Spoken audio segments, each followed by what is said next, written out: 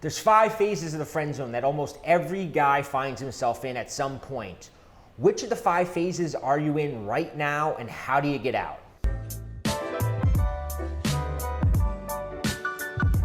Hi, I'm Bobby Rio. I'm here with Chris Anderson. Guys?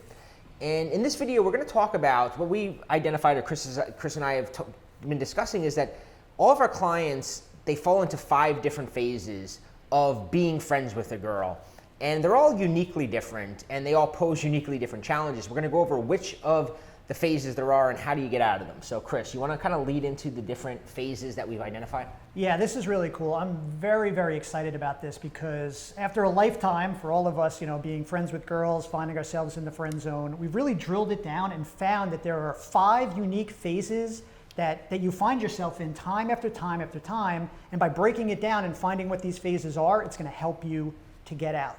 So phase 1, right? Every guy can identify with this. I call this phase the pretender. And what I mean by that is when you first meet a girl, right? And the feelings kind of sneak up on you. Maybe she's a friend. Maybe it's a girl you work with or go to school with. All of a sudden, maybe she seems a little interested in you, or your feelings for her kind of bubble up. All of a sudden, you're like, wow, there's something going on here. But if you don't have a strategy, right? If it catches you off guard, you kind of revert to what every guy has kind of I talk about like a default strategy. And the default strategy for most guys is to pretend they're not interested in her. They just go start using that right away. So what usually happens when you use this strategy of pretending you're not interested in her? The great thing is it actually seems to work at first. It works on her. She's even more interested in you.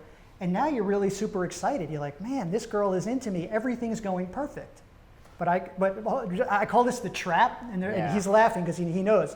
The reason why it's a trap is because it boxes you in. Think about this. The very thing that's creating attraction for you, acting disinterested, getting her to chase you a little bit, is the same reason you can't make a move. You're pretending to be disinterested in her. Yeah, it's funny. Every time, Chris was going through these with me before we sat down, and he's kind of explaining it to me, and I'm like, in my head, I'm going through various friend zone situations over the course of my life, and different moments are flashing in. And as he's describing this one, this girl, Robin, and this goes all the way back to college, and I'm remembering we had this great rapport. She was in this class, and we had mutual friends, and after class, we talk, and I was always pretending not to have any interest, and it was like you said, working, and she'd seek me out to talk with. But then that became sort of the bottleneck, because if I did start showing interest, I would risk that and lose that. And I didn't want to lose that. So it's like I had to keep playing kind of in this hamster wheel now. You're just so boxed in. You have this strategy. It's working. You're so happy it's working, yet it boxes you in. Because at this point, I mean, this is honestly, if we go through the different phases, this is the best phase to be in. The best it gets, At this phase, there really is, and I get this with a lot of my clients where they'll explain something to me and they'll be like, I don't know, and they'll go through the story and I'm like, dude, she was totally into you. Like, what were you doing there, And so, and we're gonna kind of talk about how to make the moves in the different phases. But first, you want to know which phase you're in. So phase 1 is the pretender. So for phase 1, you're the pretender, and the thing is, and maybe sometimes in my mind when I'm the pretender, I sometimes thought it's too early to make a move. But that would come back and bite me in the end. Yeah. So phase 2, I think every guy out there, if you're watching this, can relate to this. I call it the mixed signals phase, right? So you were getting all this interest, and now all of a sudden, she's not as hot for you as she used to be. She may not, make the excuses to come talk to you as much as she used to. The texts may slow down. Whatever it is, you're just noticing that the signals are mixed. And it's starting to confuse you, right? Her feelings are kind of going back and forth. And this used to confuse the hell out of me. I'd be like, why is this happening?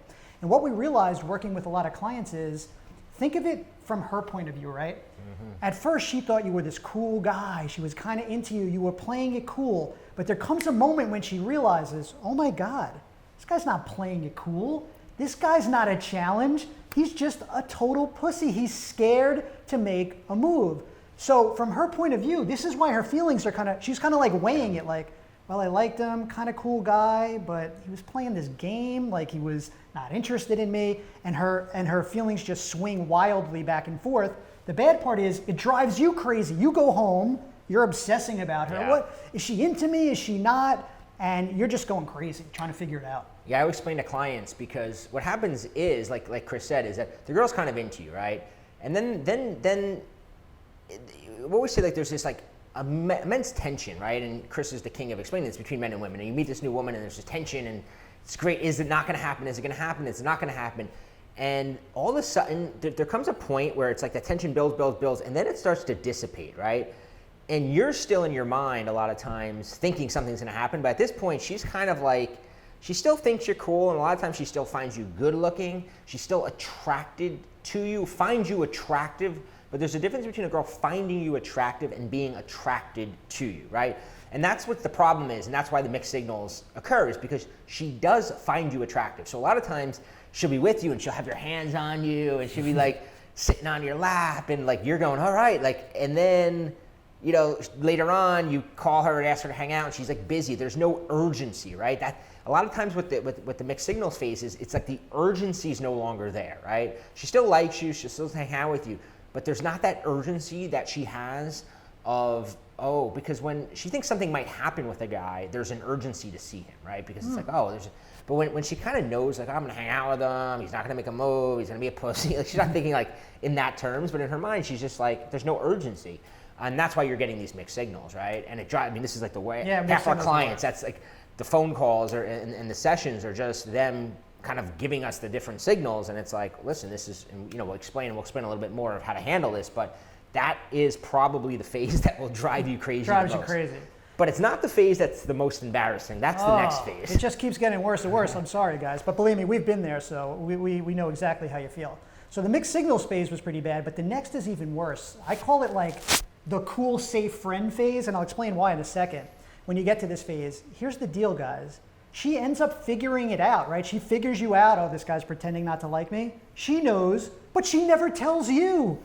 And this makes me cringe even thinking about it, because in your mind, you're still thinking you're the challenge, you're playing it cool, but she's already figured you out, and she just lets you continue thinking that you're playing it cool and making progress. So, you know, you're thinking you're actually doing something, but you're not. And the bad part about it is, and again, think of it from the woman's point of view, she's like, you know what, why not make him think that he's doing that? He's a cool guy, he's fun to hang out with, he's safe, he's never gonna make a move, I laugh with him, we have a fun time, let him go on thinking that, there's no harm in that. And sometimes you can be in this phase for weeks, months, sometimes years you can languish in this phase. Yeah, and I mean, listen, we've, like Chris said, I can remember having a girl that, it was the opposite, right? And I knew she liked me, and I kind of knew, like, I gotta have this girl. But she was attractive enough that I didn't mind bringing her out to places and hanging out with her. She was a good person to, you know, if you needed to go to a concert and you had nobody to go with, you'd bring her. But, you know, like, you know the deal, right? And girls aren't stupid. Girls are even smarter than we are, right? Girls are even more in tune to this. So she knows the deal. I was telling Chris this story, I was cracking up because he's telling me this, and I'm like, I had like that moment where, you know, there was a situation that I was in this long term. I was in this phase for a while, right? The cool, safe friend phase.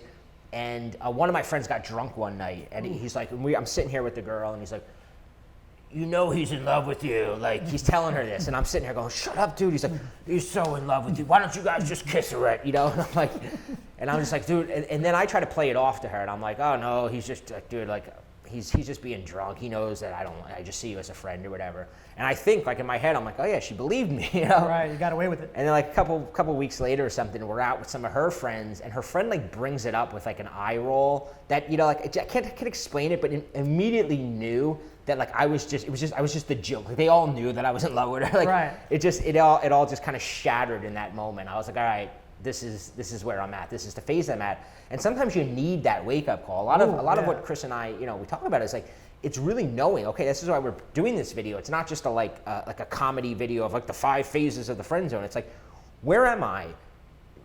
Let me be radically honest with my predicament. Which of these phases I'm in? Because if I'm gonna get out, if something's gonna happen, unless you wanna be the cool, safe friend that she kind of knows what the deal is for the rest of your life, you gotta actually figure out what the next step is. And that's why we're talking about this. But you wanna know where you are. Right? Oh, absolutely. So, it helps you a lot. And that's why we made the video. Your story made me think, and it's a perfect lead-in actually for the 4th phase of the friend zone. It's called the crisis confession, right? Where you're forced into revealing that you have feelings for this girl. This is not what you dreamed up when it all started, when you thought, oh, I'm gonna make a smooth move, I'm gonna do it this way. You're actually forced into revealing that you've been in love with her the whole time. And a lot of times this happens. Maybe you guys can relate to this. For me, it happened. I'd be at a party with her, right? Friends. She brought me along. We're hanging out, and all of a sudden she's hitting it off with a guy, and they're about to leave together. And I'm like, oh my God, I've got to stop this. How am I going to stop this? And all of a sudden you're blurting out your feelings. You're like a robber that's under the hot lights confessing. I mean, you're confessing everything. You're talking way too much. Oh, and back in May, you remember we saw that movie? Well, I was thinking about you the whole time. You're just spilling your guts because you've been forced. If you don't make a move, you're going to find yourself forced into this crisis confession, and it really hurts you. This is just a PSA announcement based on what Chris just said.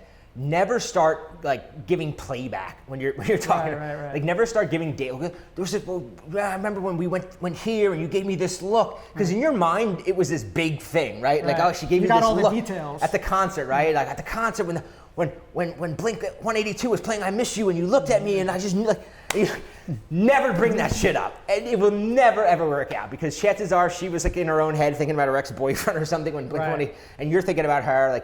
Do not ever bring up that list that you have in your head of the time she was sitting on your lap at the Christmas party, and don't bring that up, right? The confession, listen, we've all done it, right? Right. It doesn't work, right? We all had those moments. A lot of times you're just laying there drunk on a Friday night and you're just like, I can't handle it anymore. You want to send her a message. I know sometimes my clients, they think her birthday's coming up. I'm gonna finally buy her something, or I'm gonna take her something. I'm like, no, that's not gonna work. That doesn't solve anything. It gets you into the next phase of the friend zone, and that is. Yeah. Oh, so I was just going to add one more thing. The crisis confession. Once you learn that and think about it, and if you're sitting at home I identify with this. It really makes you think, man, I should have made a move earlier, because I did not want to get to the point where I've got to do the crisis confession. But don't worry, we got you covered. We're going to help you with that.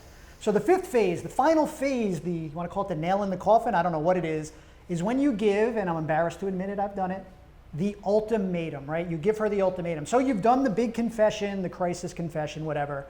It doesn't go well, of course, and you're sad about it, you're pouting about it, you're angry about it, whatever you are, you feel like you've wasted your time. So you do the ultimatum, right? You say, well, I guess we can't hang out then, and well, I guess I'll be seeing you around. And you think, man, if I disappear for a while, she's gonna miss me and want me to come back. We all know it never works out like that. It's like you were never gone, and all of a sudden you're crawling back and you're accepting the same terms you accepted before, which was not hooking up with her and just being a friend. So the ultimatum really never works.